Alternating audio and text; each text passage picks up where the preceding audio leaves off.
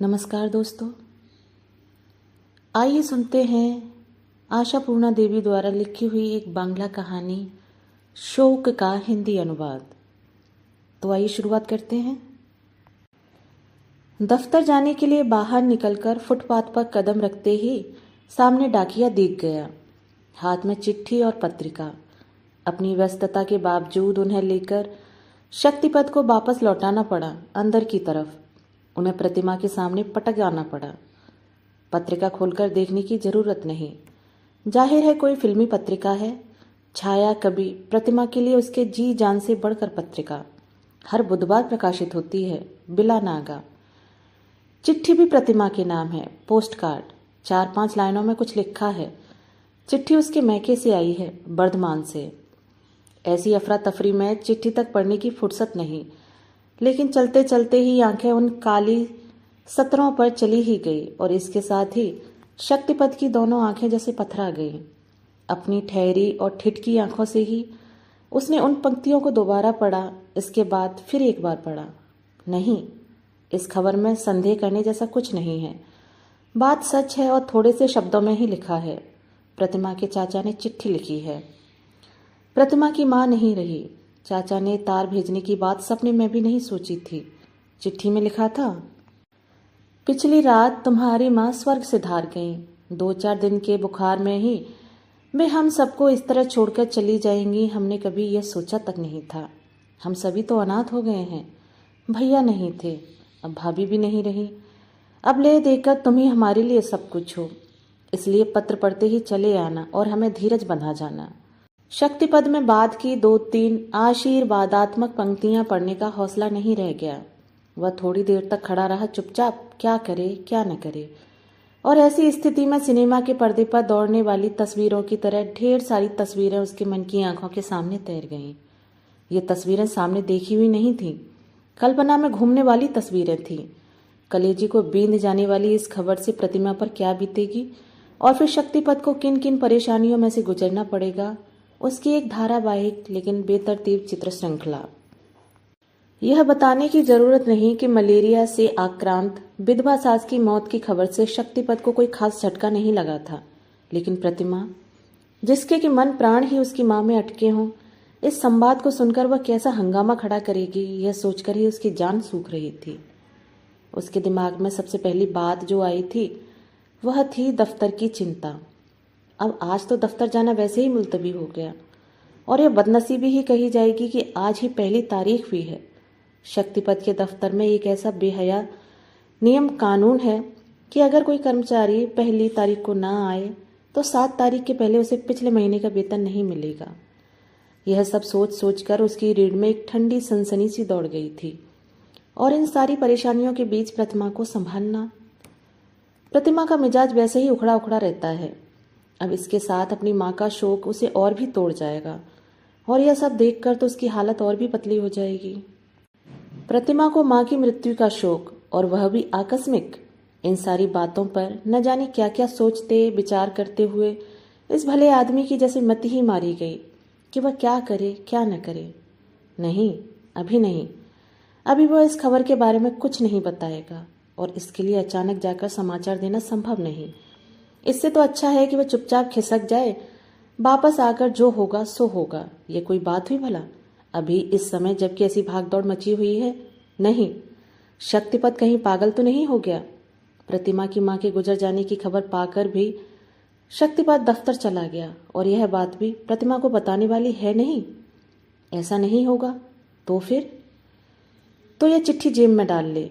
कुछ इस तरह की दफ्तर जाने की हबड़ तबड़ में उसने गलती से इसे जेब में रख लिया और जब घर लौटा और कमीज उतारने लगा तो उस समय नहीं, यह भी बड़ी ज्यादती होगी।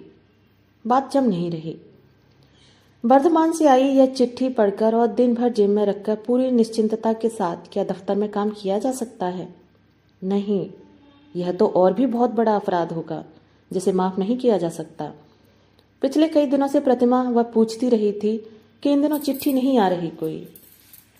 काफी देर तक सोचते रहने के बाद अचानक उसके दिमाग में एक बात कौंध गई। यह हुई न बात, आखिर इतनी देर तक यह बात उसके दिमाग में क्यों नहीं आई? लो, इस बात का क्या सबूत है भला? कि एक डाकिया उसके हाथ में कोई चिट्ठी दे भी गया है या नहीं। यह डाकिया अक्सर बाहर से अंदर खिड़की की तरफ चिट्ठियां फेंक दिया करता है। आज भी वैसा ही करता अगर शक्तिपद को उसने देखा नहीं होता। शक्तिपद आज अगर 1 मिनट पहले घर से निकल गया होता तो ऐसी नौबत नहीं आती। फिर दुनिया भर की चिंताओं से उसे इस तरह जूझना न पड़ता। चलो, शक्तिपद भी वैसा ही करेगा।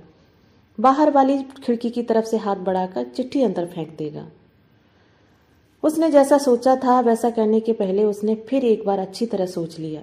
नहीं, लगता है इससे भी बात बनेगी नहीं। मोहल्ले में ढेर सारे लोग हैं, किसी ने आते जाते देख लिया तो वे क्या सोचेंगे, और जब इस खबर के बारे में उन्हें पता चलेगा तो और बाबेला मचेगा। वे सब क्या सोचेंगे। इससे तो अच्छा है कि वह खुद घर के अंदर जाकर ही खिड़की के नीचे चिट्ठी डाल आए। यही ठीक रहेगा। दबे पांव चुपचाप आगे बढ़ता हुआ शक्तिपद घर की बैठक के सामने चला आया और फिर दम साधे खड़ा रहा। इसी कमरे में तो डाकिया बाहर से चिट्ठियां फेंक जाता है। प्रतिमा आखिर कहाँ है? रसोई घर में होगी। करछल चलाने की आवाज आ रही है, साथ ही मछली भूने जाने की सौंधी सौंधी गंध। इसका मतलब है अभी इधर इतनी जल्दी नहीं आएगी। उसने बहुत ही आहिस्ता से खिड़की के कॉर्निश पर चिट्ठी और पत्रिका को रखा। पत्रिका के ऊपर ही ये चिट्ठी रहे। हाँ, ऐसे ठीक है, वरना छाया छवि पत्रिका देखते ही प्रतिमा सारी दुनिया जहान भूल जाएगी। नीचे कुछ रखा है भी या नहीं, उसे इसकी कोई सुध भी नहीं रहेगी। चिट्ठी ऊपर ही पड़ी रहे, जो कुछ लिखा है अपने सीने में संजोए। अब उसमें जो भी अच्छी भली खबर है वह प्रतिमा को मिल ही जाएगी। एक हताश दत्त की तरह अपने कर्तव्य के बोझ से शक्तिपद को मुक्ति तो मिले। रोने धोने और छाती कूटने का सारा हंगामा शक्तिपद की आंखों से ओझल ही रहे। शक्तिपद जब दफ्तर से वापस लौटेगा तब तक बहुत कुछ सामान्य हो चुका होगा, लेकिन इतनी सारी बातों को सोचते हुए भी उसे इसमें कुछ ही सेकंड लगे। चिंता तो हवा से भी अधिक तेज रफ्तार से चलती है। छाया छवि लिफाफे के ऊपर चिट्ठी रखकर जितनी खामोशी से शक्तिपद आया था उतनी ही खामोशी से वापस बाहर चला गया और घर से बाहर निकलकर उसने चैन की सांस ली, भरपूर। आह, वह अपने आप को कितना हल्का महसूस कर रहा था। गनीमत थी कि दिमाग में एक बात तो सूझी, लेकिन दफ्तर जाकर वह अपने को बड़ी बेचैनी के बीच पाता रहा। उसका मन अपराध के बोझ से भारी रहा। बार बार उसके मन में यही आता रहा कि प्रतिमा अगर खूब रोती पीटती रही, हाथ पांव पटकती रही तो बच्चे का क्या हाल होगा। हो सकता है दिन भर उसको दूध तक नसीब न हुआ हो। कौन देखेगा उसे। उसके मन में कई कई बार विचार आया कि वह जल्द ही घर लौट जाएगा, लेकिन क्यों, यह दलील जुटा न पाया। आखिर वह घर जल्दी क्यों आ गया। इस सवाल से बचने के लिए उसे आंख कान मूंद कर दफ्तर में ही दिन काटना होगा। उसने जो कुछ किया था उसे भुगतना ही था, कोई चारा न था। भुनी हुई मछली को ठीक से रखकर और रसोई घर के दूसरे छोटे मोटे काम निपटाकर प्रतिमा इधर आ गई। उसका जी बेचैन था।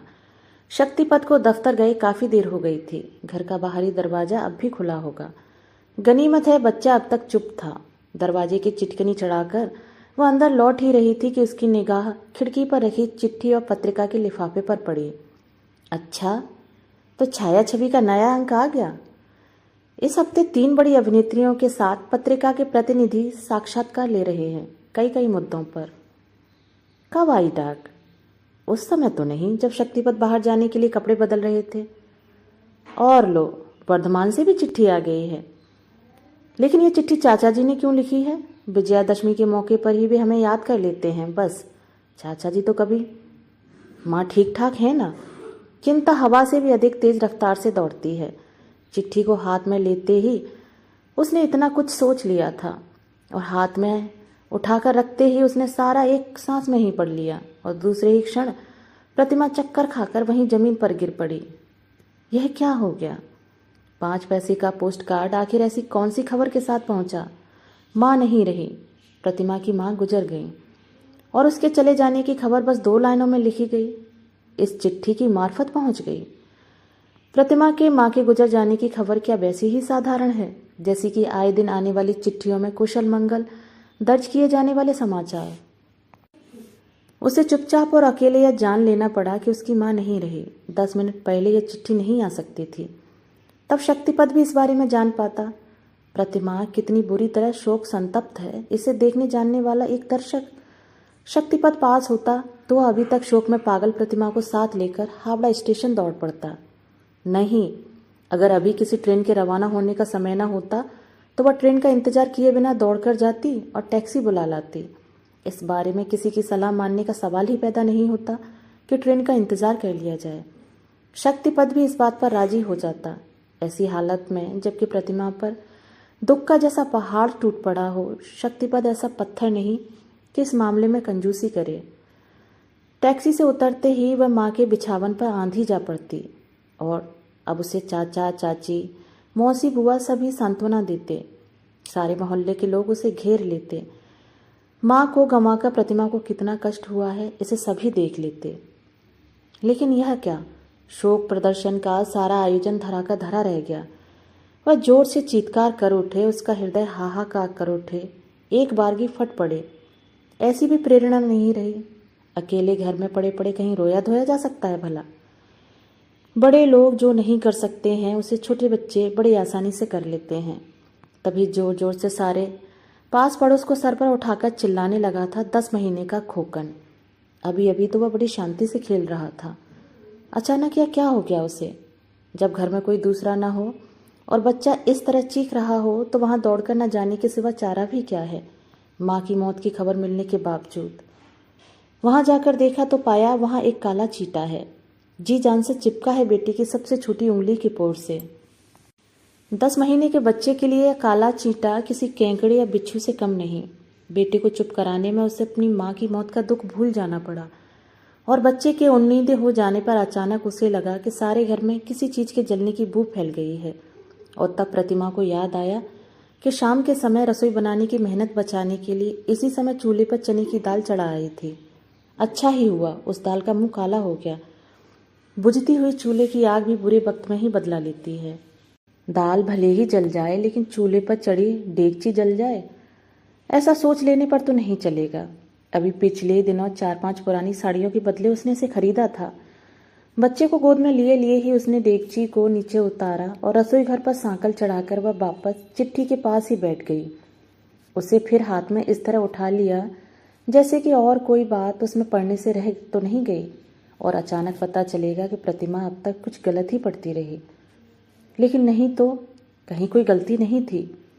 प्रतिमा की माँ सचमुच गुजर चुकी है। वर्धमान के उस घर में और यहाँ वहाँ हर जगह ढूंढते रहने के बावजूद अब प्रतिमा उन्हें कभी नहीं देख सकती। पिताजी कब के बचपन में ही स्वर्ग से धार गए, उसे याद नहीं। ले देकर माँ ही उसके लिए सब कुछ थी और फिर सारा कुछ खत्म हो गया। प्रतिमा के जीवन का यह सबसे पहला और सबसे बड़ा शोक था और वह शांतचित्त दिख रही थी। अब थोड़ी देर में उसे रोज की तरह उठना होगा और अभी थोड़ी देर में ही मेहरी आ जाएगी और जब बकरी का दूध लेकर धवाला आएगा उन्हें इस बारे में बताना होगा। कम से कम मेहरी को तो बताना ही पड़ेगा कि उसकी ज़िंदगी में कितनी बड़ी और तकलीफ देह घटना घट गई है। अपनी ही जुबान से बताना होगा। न बताया जाए तो एक साधारण जन की तरह व्यवहार करते रहना पड़ेगा और करते रहने के बाद में मालूम हो जाने पर मेहरी भला क्या सोचेगी। और इस दुखदायी समाचार को सुनकर मेहरी अवश्य प्रतिमा के शोक में सहानुभूति जताने आएगी और इस मौके का सुयोग लेकर वह बड़ी अंतरंगता के नाते पसीज जाएगी और तब उसकी पीठ, कंधे और माथे को भी सहला देगी। सचमुच बड़ा ही असह्य है यह दुख। और इतना सब कुछ हो जाने के बाद शक्तिपद देखेगा कि माँ के मरने की खबर पाने के बाद भी प्रतिमा चल फिर रही है, घर के तमाम काम कर रही है, बच्चे को दूध पिला रही है। काफ़ी रोने धोने के बाद बच्चा अपनी माँ की गोद में सो गया। प्रतिमा अभी भी बैठी है गुमसुम, सोए बच्चे को गोद में लिए। समय बीतता चला गया। 3 बज गए होंगे। बकरी का दूध लाने वाले ने घंटी बजाई होगी।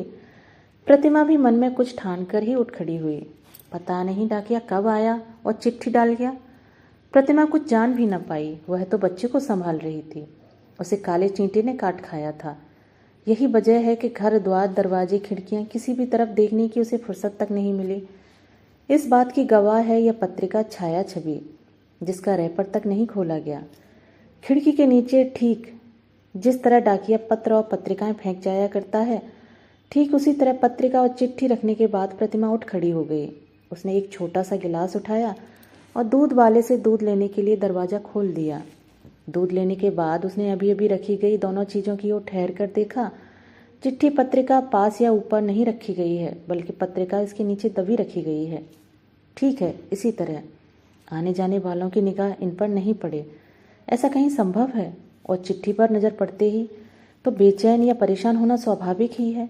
और तभी तो वर्धमान से चिट्ठी न आने की वजह पिछले दिनों से प्रतिमा सोचती रही थी। और छाया छवि जैसी है पड़ी रहे।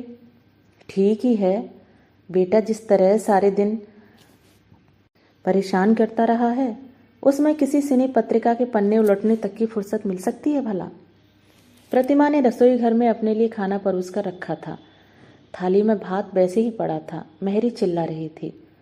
प्रतिमा अब करे भी तो क्या? दिन भर सिर दर्द से वैसे ही परेशान रही है वह, सिर तक नहीं उठा पाई है। खाना कैसे खाती? वह सारा भात मेहरी अपने बाल बच्चों के लिए ले जाए। रोज की तरह चूल्हे में आग जलाई गई। रात का खाना तैयार किया जाने लगा। शक्तिपद हल्की हल्की आंच पर परवल और आलू की बारीक कटी भुजिया और इसके साथ गर्मा गर्म पूड़ियाँ बहुत पसंद करता था। आज वही बननी चाहिए। प्रतिमा को कुछ नहीं हुआ है, वह तो ठीक ठाक ही है। घर के दरवाजे तक आकर शक्तिपद के पांव ठिठक गए। अंदर से रोने धोने की आवाज़ तो नहीं आ रही है। वह चौकन्ना खड़ा रहा, यह सोच कर के रोने की आवाज़ तो सुनने को मिलेगी ही, लेकिन उसे अपनी गलती का एहसास हुआ। तो फिर क्या हुआ?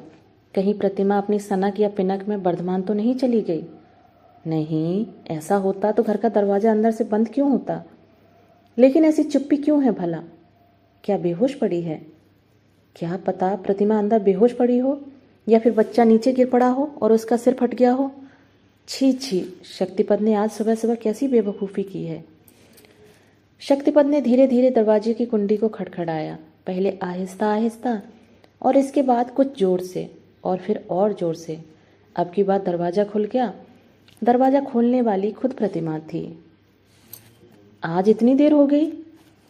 प्रतिमा ने आम दिनों की तरह ही पूछ लिया। देर हो गई? हाँ, थोड़ी देर तो हुई थी। शक्तिपद को घर के अंदर पांव रखते हुए उसे अपने अंदर साहस बटोरने में थोड़ी देर हो गई। शक्तिपद की समझ में यह नहीं आया कि वह क्या जवाब दे, लेकिन इस बीच प्रतिमा ने एक दूसरा ही प्रसंग छेड़ दिया था। वह बोली, आज घर में जो तमाशा हुआ है पता है? इधर तुम घर से दफ्तर को निकले और मैं भी रसोई घर में घुसी, यह सोच कर के बाहर का दरवाजा बंद कर दूं। ठीक इसी समय मुन्ना जोर जोर से चिल्ला उठा। मैं दौड़ी आई, पता नहीं क्या हुआ।